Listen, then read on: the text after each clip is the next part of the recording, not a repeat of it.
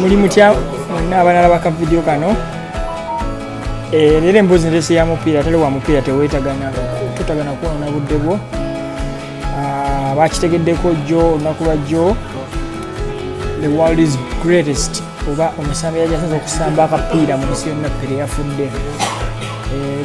Ntera nnyo okugamba abantu buli muntu aba n'opiniyoni ye ne ku kino sagala muntu kumpa opiniyoni ye okujjako abategeera omupiira bo bakitegeera nti omusambi gwe bayita Pele yafudde bambi yazaalwa 19 yafudde mwaka guno agugwako. Naye lwaki nkoze vidiyo eno Pele yafiiridde mu kiseera abantu babadde nga balina argument nga bagamba ani greatest footballer of all time oba kiba abbreviating nga goat. Manyi na mukwano wange yakimbuuza nga takina kitegeeza naye ngamba nimpulira ekigambo goat isimu kigambo goat kitegeeza ki nimugamba goat kigambo abbreviated nekiri greatest of all time, that is the greatest player of all time. Kati nga bagamba mbu Messi nguloko ya World Cup ane mugamba munnaye kati nkoza video no bagamba nti argument ebaddewo abantu ebadde bagenderako ennaku zino nga buli omwe mututto obwongo greatest player of osimanya ekimbu ye Messi. Baganda bange ebyo mu binyumiza badde balaba kigenyagenya ifa bakola tulaba omupiira era bakodde omupiira tokimanyi nti omusambi yakinza okusamba omupiira wadde twamulawo wamuyita Pele kitegedde ekigendererwa.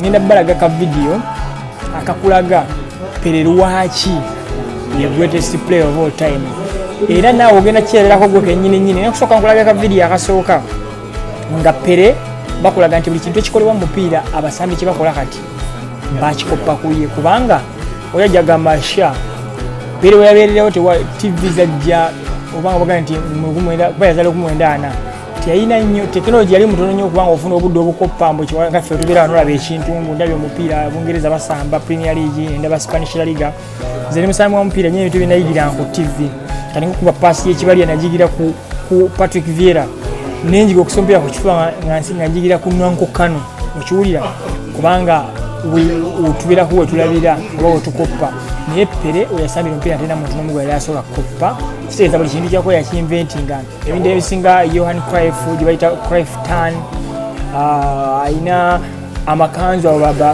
gaucho bwe bakubanga amagi ebintu ebyo byonna Pele yabikolanga golo za Zidane spinning tagundi egundi gyakola Zidane gyakolanga Pele yagikola mu myaka egyo egyedda. Pele yawangula World Cup nga n'emyaka 17 yawangula World Cup 3.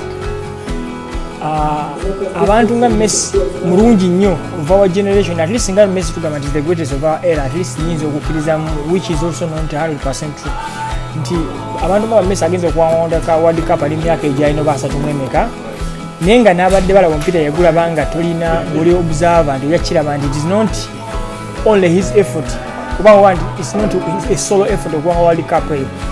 Goalkeeper Martinez played the biggest role in that team because ne ku final goal ompira mu extra time asijali bagenda bakutula ya saving ompira gwe nagenda mpena nazo na alukali nazikwata. Yes, Messi played his part but not as people put it. So ka video kanga kolage olabe buli kintu Pele kyakolanga abantu basambe jazi bakola Zidane Johan Cruyff Leo Messi Ronaldinho Gaucho bibadde bakola babikopa kola omusajja.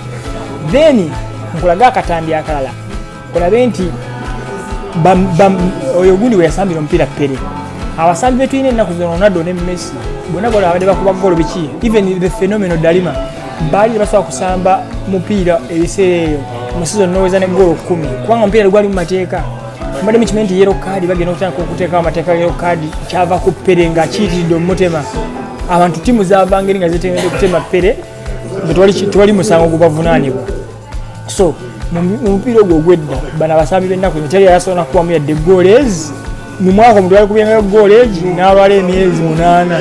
So Pele ensonga emufuula greatest of all time yeyo nti lwaki nkirese kubanga bambi yafudde tumusatu ya morning oba tuli mu kunyolwa abantu abagazi b'omupiira era nga bagenda video abantu ba mupiira tulumanye okuba omusajja yafudde kibi nnyo netwali kyakola tusobola Katonda amuwe ekimuli eky'emirembe emyaka amanyi tewali budde bwonjaga nti omuntu afudde asaana afe but at that age at least at least buli kimu at least akirabyeko World Cup lunene ewedde agirabye alabe buli kimu alabizi World War wakitegeera so kavidio kambateeko bombi mubere bulungi nze Black Jew mubere bulungi akasooka kakulaga Pele nti buli kintu kibadde bakola mupiira ennaku zino Pele yakisooka okukikola nga tena gwakopye okubiri kakulaga obuzibu oba obugubi omusajja mwe yasambira akapiira nga tosobola nnaku zino kusamba mupiira ogwo n'omala kuyinza n'okufeera mu nnaku bbiri mubere bulungi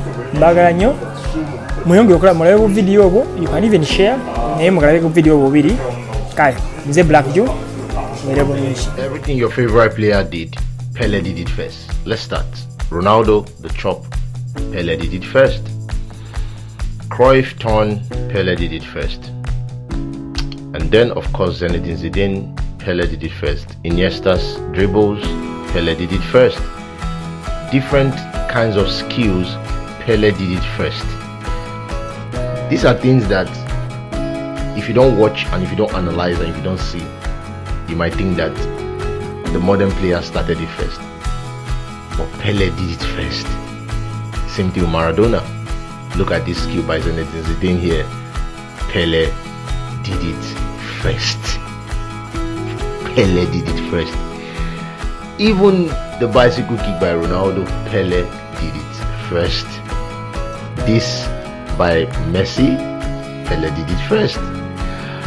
And it's so incredible to really watch and analyze the beautiful game through the lenses of the people that came before us, the people that put on a show, that carried football on their backs literally, so that the modern guys can actually play in this glorified and level-headed world where players are respected and paid what they're supposed to be paid.